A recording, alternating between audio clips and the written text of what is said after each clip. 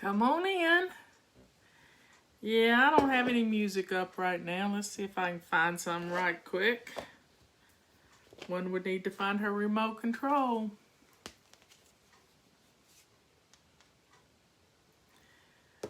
Okay, let's see what I can find here.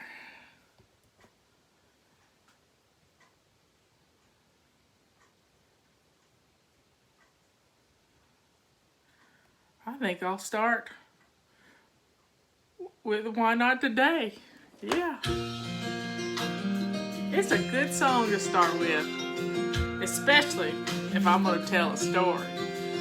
I've been waiting for just the right moment to start living the life of my dreams. I was hoping Had my tea. some magical moment would come rescue me, but it hit me today. There's no better time to begin. Sing it with me. This day I've been given is my day to start living, so I'm jumping in. Why not today while the sun is shining? Today while I know I can. The past is behind me, tomorrow can't find me till I live today. So why not today while my heart is ready? Today while it's in my grasp.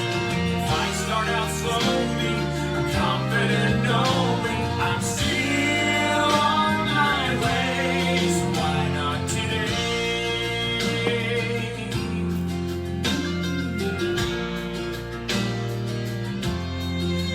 I've been searching in all the wrong places for the courage to follow my dreams, but I finally discovered the power lies inside of me. I could spend my life waiting for something to show me the way, but I would be missing the wonderful blessing of embracing today. Why not today while the sun is shining? The sun's not shining here. I know I can. The past is behind me. Tomorrow can't find me till I live today. So why not today while my heart is ready? Today while it's in my grasp. If I start out slowly, I'm confident knowing I'm still on my way. So why not today? I'm ready, I'm willing, I'm able, I'm learning to fly. But how will I know how high I can soar if I never try? Why not today while the sun is shining? Today while I know I can. The past is behind me, tomorrow can't find me till I live today. Why not today while my heart is ready? Today while it's in my grasp. If I start out slowly, I'm confident knowing I'm still on my way. Why not today? Why not today? Why not today?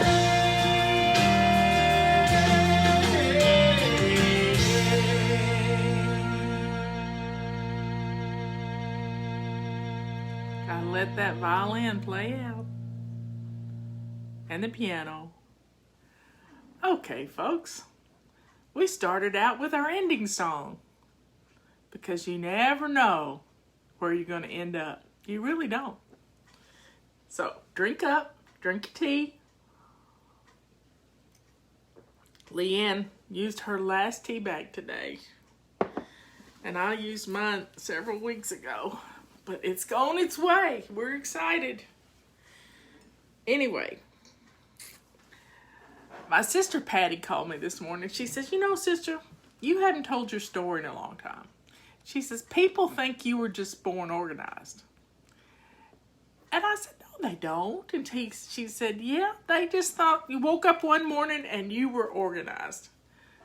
And no, that's, you know, I'd have probably got organized a whole lot sooner if Patty and I hadn't roomed together, because she doesn't like a mess, and I would make a mess and she would clean up after me, and she just did it. She was like Granny. She was fidget. She just did it.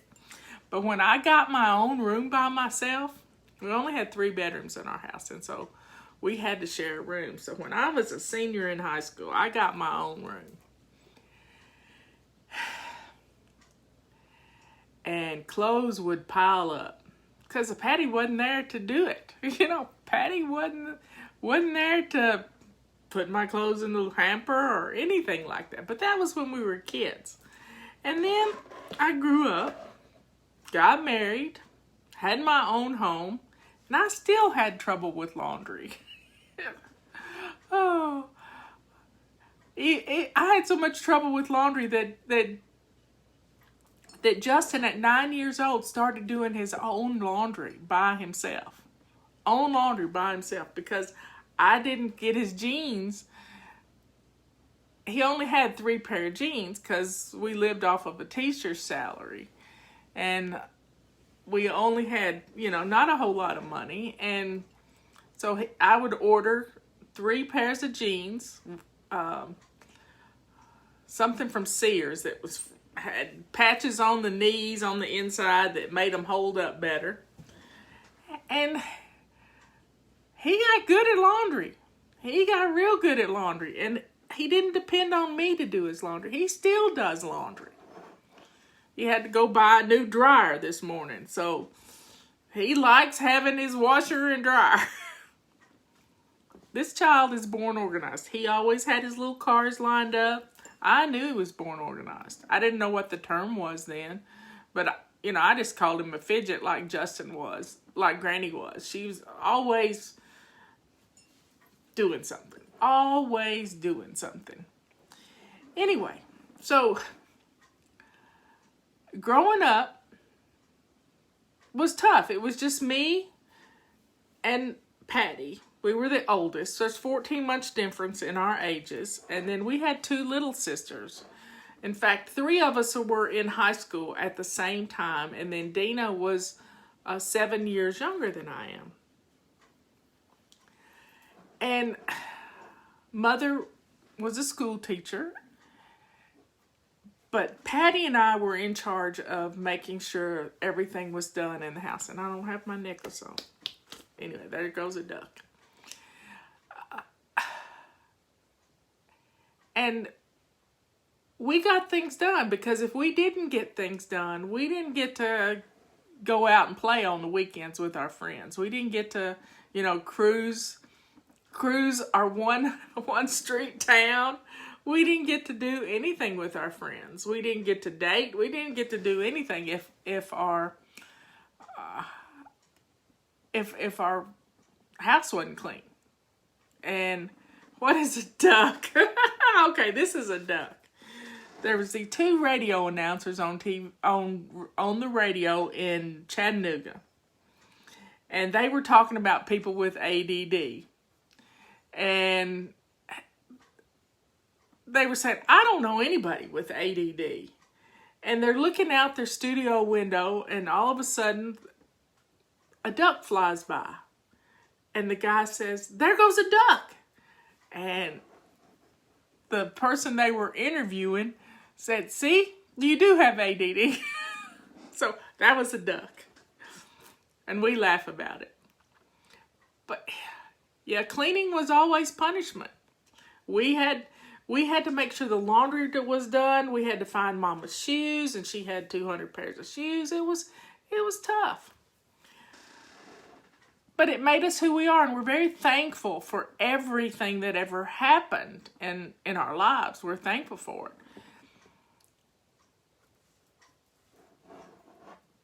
But I got married. 17 years later, I got divorced. And I moved to North Carolina with my second husband, which only lasted a few short months because he had other plans. And then in 1996, Robert and I met. And it was after I had gotten divorced. We had to stay married longer. You had to stay married for a full year after separation to get a divorce in North Carolina. And my little cabin was a disaster area. I mean, it really was bad. But Robert and I got married, and I took my clutter, and he took his clutter in this little house, and we put it together in this little house. And then to top it all off, he loved to go to estate auctions. So we went to estate auctions, at which point we would buy things to upgrade our furniture. And I didn't have a whole lot of furniture. I had a lot of stuff, but not a lot of furniture. And we bought more. Sometimes we bought 8 pallet lots of stuff. Took 2 trips to go get it. And we would incorporate it into the house, and we wouldn't get rid of anything. And you could barely walk in our house, especially in the middle of the night. You didn't dare get up in the middle of the night because you were afraid. Well, I volunteered at our Republican headquarters one fall. It was during campaigning season. Robert was campaigning. He campaigned in the years that presidents ran. And so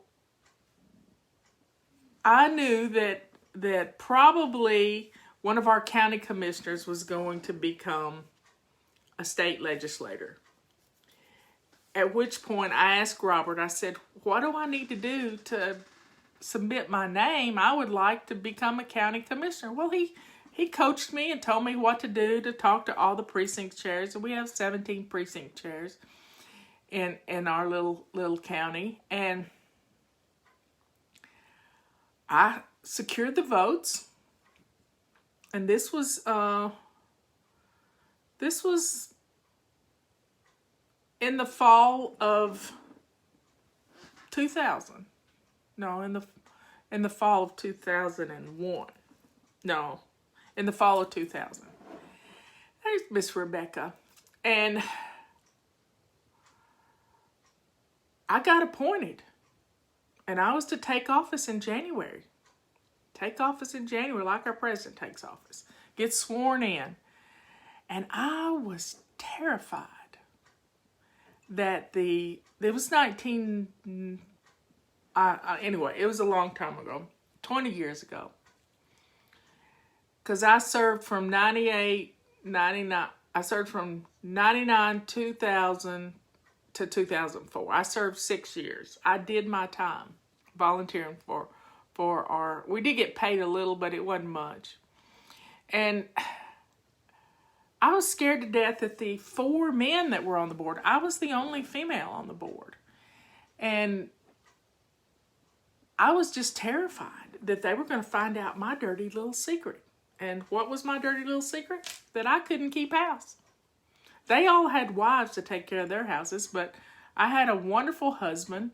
And becoming a county commissioner, it really threw me in to being organized in a way that you just wouldn't believe. And so I set out that year to get organized. I woke up on New Year's Day and made the New Year's resolution, I'm going to get organized.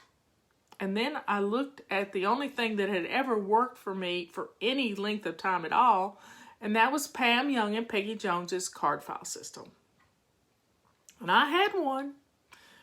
And I had tried to use it, but anytime I would use it, I'd inevitably skip a day, and then I would start feeling guilty, and so I'd hide it underneath the kitchen counter on a shelf. I had a little bitty cabinet, and I would just stick it on that shelf so I wouldn't have to see it. Yeah, it was index cards.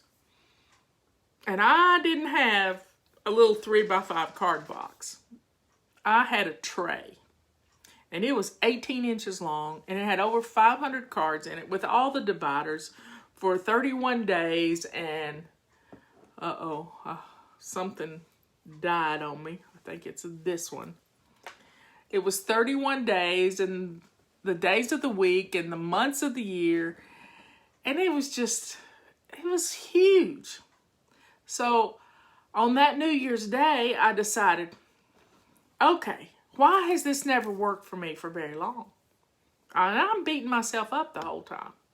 Just beating myself up because this worked for you once upon a time. Why can't you do it now? And I was hearing all this negative stuff going in and out of my head. And so I decided to try to figure out why I was so disorganized. What was wrong with me? What was wrong with me? And what I finally I started sorting the cards. So I took them all, and they were color-coded. They were yellow and blue and pink and green. And so I sorted them into color piles, which were daily cards were blue because I couldn't follow directions. I just picked out my own color system. Yellow cards were weekly. Monthly cards were green, and then personal cards were pink. I like pink. Hot pink. Don't like baby pink. I like hot pink. There's a duck. And so the pile of daily cards was 50 cards. 50 cards. And I looked at that stack of daily cards and I said, well, I can't do this. I started beating myself up again. I can't possibly do this. And what I realized that I never had a system, in other words, a routine of making them happen. No routine was happening. None whatsoever.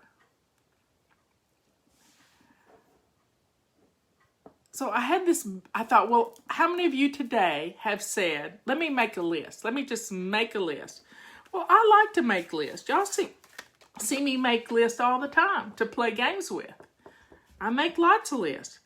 But the list isn't 50 things long. It's only 6 because that's how many sides are on a dice. And I play a game with them. Now, I realized that I had never established a habit. And psychologists tell us that it takes 21 days to establish a habit. Well, they don't know what they're talking about. They have no clue. They have no clue what they're talking about, because when you're sidetracked and a perfectionist, yeah, I'm a perfectionist. My name is Marla, and I'm a perfectionist. When you're sidetracked and perfectionism is weighing on you heavy like a big old anvil, you can't, you try to push yourself and push yourself and push yourself, and then it doesn't happen. And then it doesn't happen. And then you beat yourself up. Well, I realized I had never successfully established a habit. Well, I came up with the idea, because I had never successfully established any habit, the cards just told me what to do during the day, and I'd put them back in the card file, not in any specific order. It was bam, just anywhere. So if the card came up to get dressed to lace up shoes in the middle of the afternoon, that's when I got dressed. I did all the other cards that were in front of it.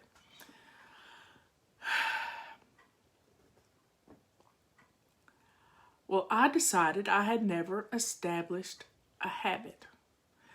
So I picked one of those cards. One. And I got to thinking, when Robert and I got married, he came up to me and he said, honey, if you will just keep one side of the sink open, I'll make you coffee. I'll make you coffee every morning. And you know he's stuck to that. Every single day he has made me a cup of coffee when we're together. Yep. Because I picked the habit of keeping my kitchen sink, our kitchen sink, clean and shiny for a whole month. Not 21 days. I gave myself a grace period. You know, grace is a powerful thing. The good Lord gives us grace. And grace is just wonderful. And it blesses you by not putting pressure on you. Grace is amazing. And we sing the song, Amazing Grace. That 10 days of grace, 10 days of grace changed my life. Because after I picked keeping my sink clean and shiny for the whole month of January. Yeah, for the whole month of January. The second month was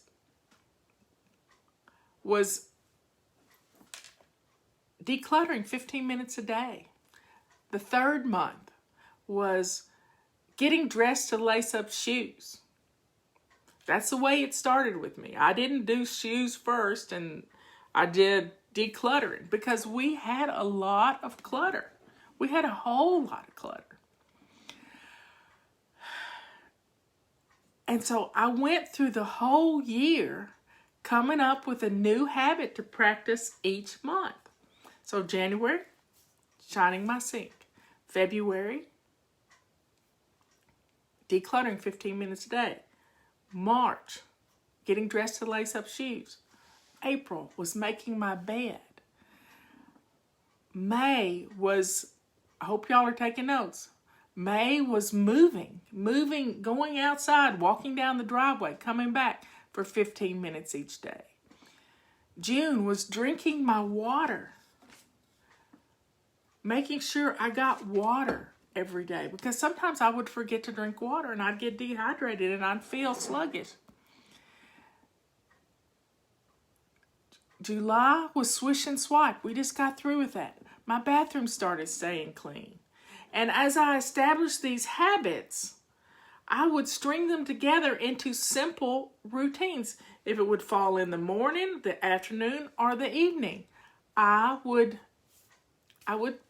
piggyback them together, put them on a little note card or a post-it note, and put it on my bathroom mirror. So I would have morning on one side of the bathroom mirror, and then I would have the evening on the other. I didn't even really have an afternoon routine until later. So I got through July was swish and swipe. August was doing a load of laundry a day. September was practicing my before bed routine, the ones that I'd been slowly putting together. October was getting rid of paper clutter, because you know I had it. I had a lot of paper clutter and I had to get rid of paper clutter. And November was menu planning.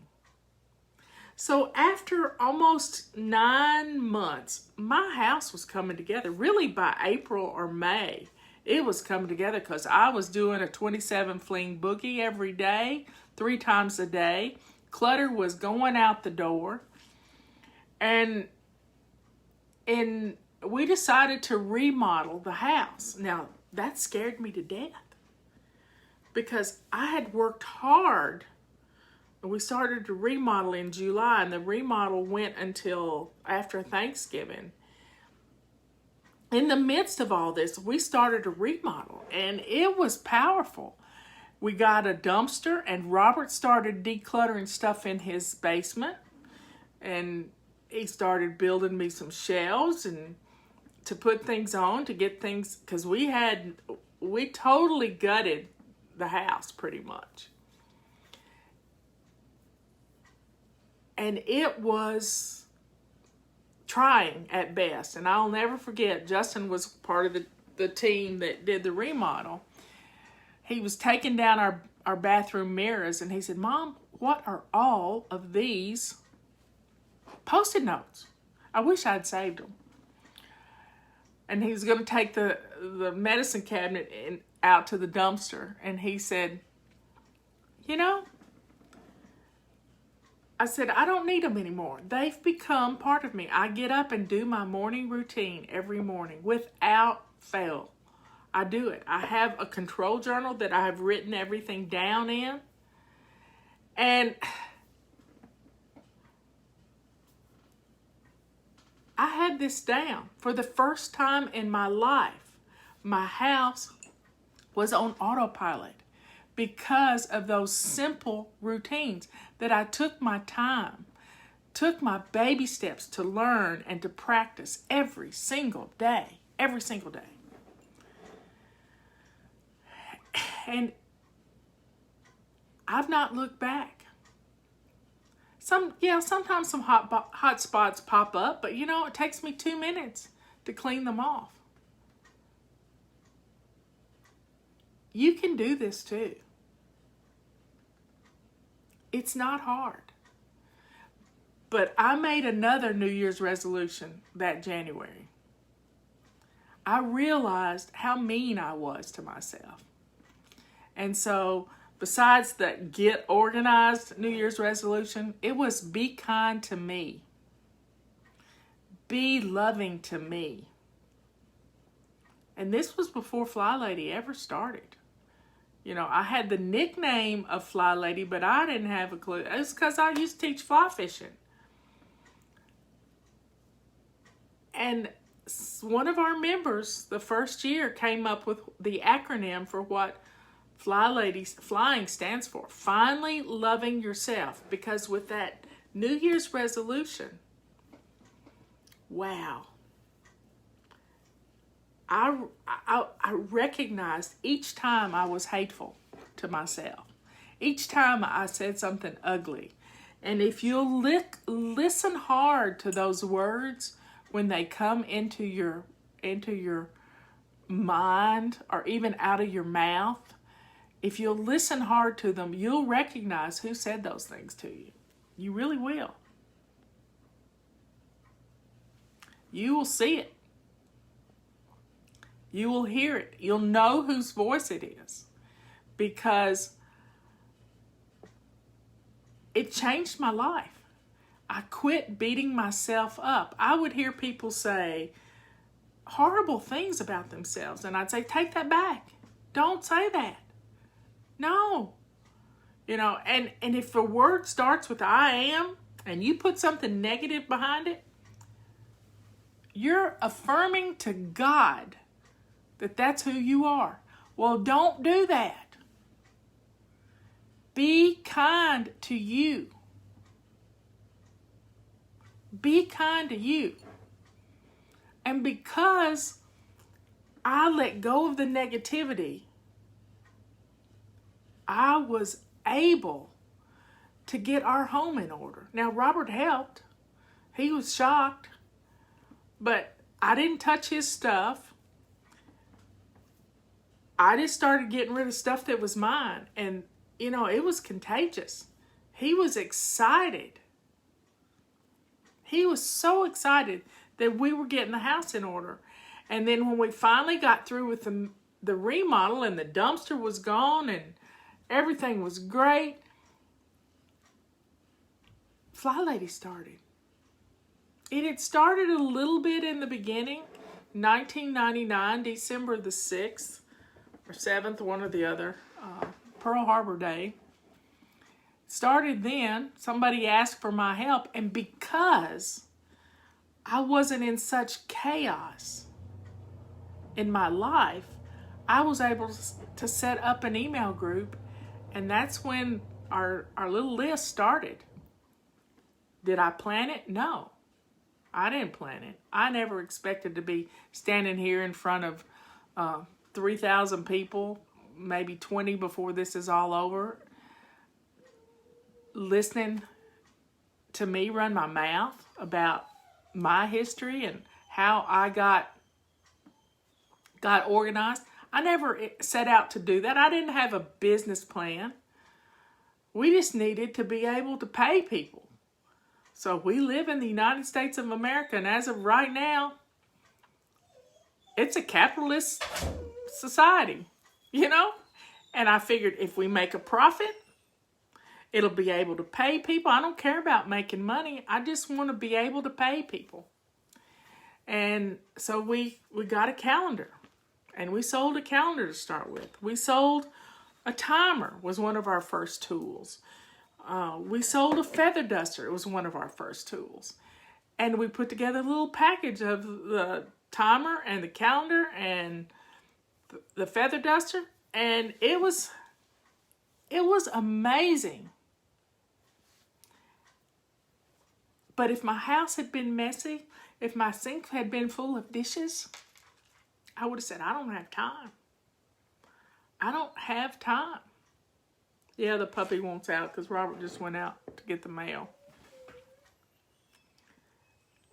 So having your house in order is going to free you up to be who God wants you to be.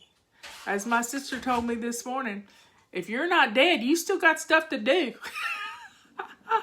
When did you get the purple rags? I think around 2005. People started sending me things to try. I mean, wonderful things to try. And somebody sent me a microfiber cloth. Well, I didn't like the way it felt on my hands. But that got us to looking for some different things. And before we knew it, we had purple rags. And the first year we sold rubber scrubbers. Oh my goodness. This little tool took us from being in the red to being in the black in 1 week after Christmas because we ran out of them. And we got the shipment in the day we left for Christmas vacation. So being able to break even is great. Going in the hole is not fun. It's not fun when you have to ask your sweet darling for help occasionally, but we don't have to do that anymore because of you, because of the way you support us and give us the ability to make a profit and help others, because that's what we do. We give away so many things. Leanne gives away so many things. But my focus is on you. And as long as I've got a heartbeat and the love that comes with that, I'm going to be doing shows. Now, sometimes I may need to take a break. I've been upset because I can't get outside on 3 o'clock in the afternoon and do tea time because I like being outside with the birds, and it's rained and it's been the angry skies, but it'll get better. It'll get better. I know it will. It doesn't last forever. We'll get a Bermuda high in here and we'll be begging for rain. But right now, if you live on the coast of North Carolina and South Carolina, there's a hurricane warning coming. Take care of yourself. Know that the words you say to yourself can be good or they can be bad. They can lift you up. Scott Adams told the story this morning that just touched my heart. I mean, really, it touched my heart. And he said, when he was at his worst, he couldn't talk for 3.5 years. He had spasmodic dysphonia, and his vocal cords didn't get the electrical pulses that he needed. But he made a New Year's resolution that every time he got in the car, he would do an affirmation. And this was in his book, The Future According to Dilbert. And this was a powerful message. But he would get in his car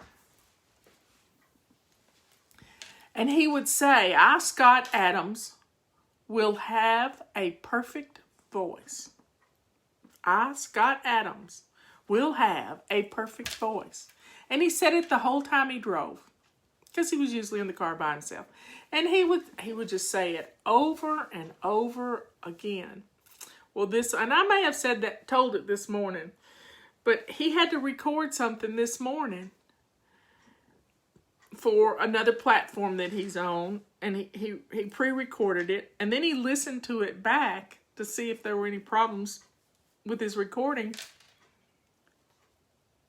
And he heard his voice. He had surgery last week on the polyps in his sinuses, and he got those rotor-rooted out, and he never missed a beat as far as doing the show. He's just gotten married to a beautiful, wonderful lady, and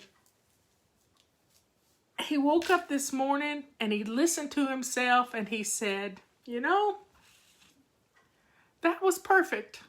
And I hate that word. I despise that word because nothing is really perfect.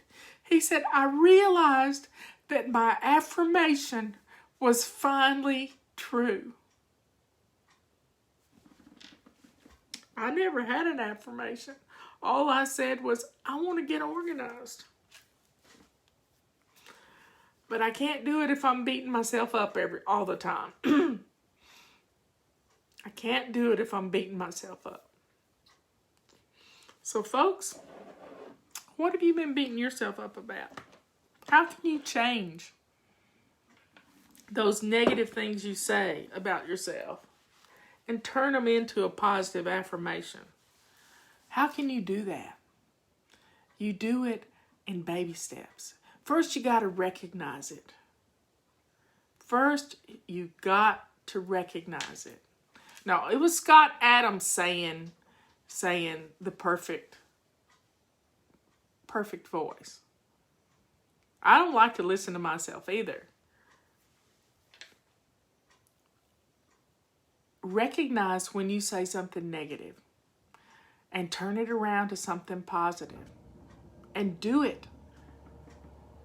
Start getting automatic on it. Start getting automatic on it. Well, somebody's complaining that I need to change my stories. My stories are my stories. If I want to tell it 15 times, you don't have to listen. You can leave. Yeah. Scott Adams is the Dilbert comic strip person. Yes, he is. He does a Periscope every day. Patty and I have been listening to him for the last 4 years. He is absolutely makes you look at things a little differently. So folks, my story will always be my story. But sometimes you need to hear that I'm not perfect. That I didn't wake up one day with routines. I didn't. I had to build them one baby step at a time. The shiny sink was my foundation. It was the basis of my routines. And that shiny sink changed my life. It changed my life. And it can change yours. Just try it. That's the first thing I ask you to do. I want to see a show of smiley faces and hearts if you have shined your sink. Have you shined your sink today? Why not today? That's why I started with that song. Why not today? Don't wait. It is the beginning of something absolutely beautiful. It's the beginning of finding out what you want to be for the rest of your life. What is it? Every season of our life we change. Every season. It's something new. My daughter-in-law is getting ready for a kid to go off to college in a year. It's weighing heavy on her. Some of y'all are dealing with that too. So take care of yourself. If you're in the storm's way, be careful. There's flooding and all kinds of stuff. Yeah, Leanne and I are pretty good together. That's a whole nother story about the time, first, how we met. But I'll save that for another day. I love you all. Y'all be good, kind, and sweet. Especially to you. Especially to you. I will see you later. Bye.